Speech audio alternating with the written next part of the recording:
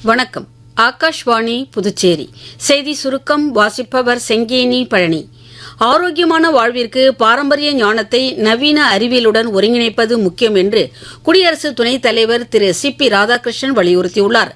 இன்று மாலை சென்னையில் நடைபெற்ற 9வது சித்த மருத்துவமுறை கொண்டாட்டத்தில் பேசிய அவர் இவ்வாறு தெரிவித்தார்.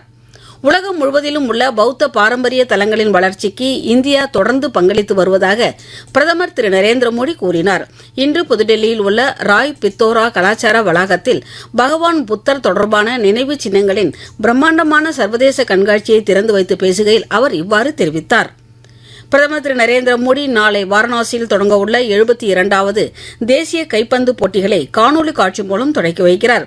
வரும் 11ஆம் தேதி வரை நடைபெறவுள்ள இப்போட்டிகளில் பல்வேறு மாநிலங்கள் மற்றும் நிறுவனங்களைச் சேர்ந்த 58 அணிகள் கொண்ட 1000க்கும் மேற்பட்ட வீரர்கள் பங்கேற்கின்றனர்.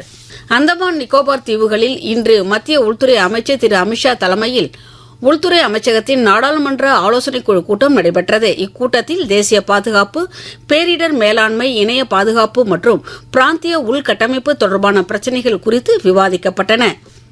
நாட்டின் முதல் வந்தே பாரத் படுக்கை வசதி கொண்ட ரயிலை அத்துறைக்கான மத்திய அமைச்சர் திரு அஸ்வினி வைஷ்ணவ் ஆய்வு செய்தார். இந்த ரயில் இரவு நேரம் மற்றும் நீண்ட தூர பயணங்களுக்காக வடிவமைக்கப்பட்டுள்ளது என்று கூறிய அவர், வேகமான பயணம், சிறந்த வசதி மற்றும் நவீன பாதுகாப்பு அமைப்புகளை உறுதி செய்வதாகவும் கூறினார்.